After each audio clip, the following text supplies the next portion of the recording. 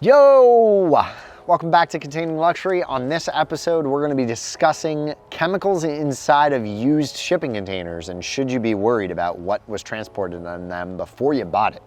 Let's get started. So, should you be worried about what's inside the container before you start building it out? I guess that's one of the benefits of spending a couple extra bucks and getting a new / one trip container. Even then, who's to say that one trip didn't have something, crazy inside of it?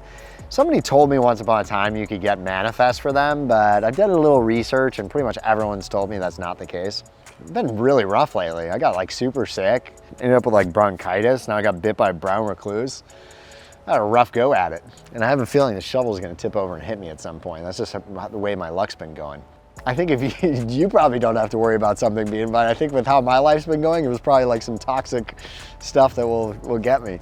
It really just comes down to your build. If it's something you're really concerned with, maybe just don't go with a used container. But if you're gonna be cutting out big sections of the container, I'm not worried about the steel because steel doesn't absorb.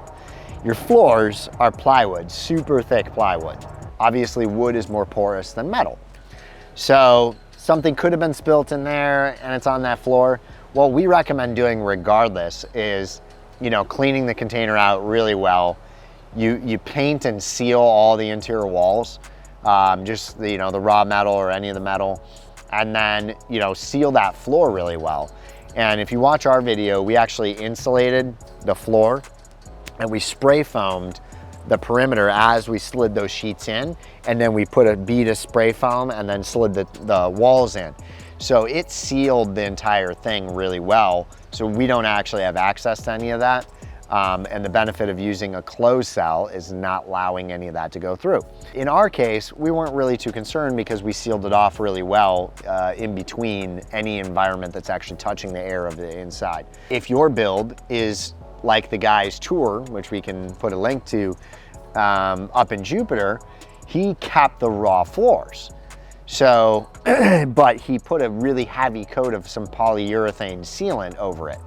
So again, he kind of sealed the floor. So if there was something in there, hopefully it's sealed underneath with those really heavy coats of wood varnish that kind of went over and covered the whole thing.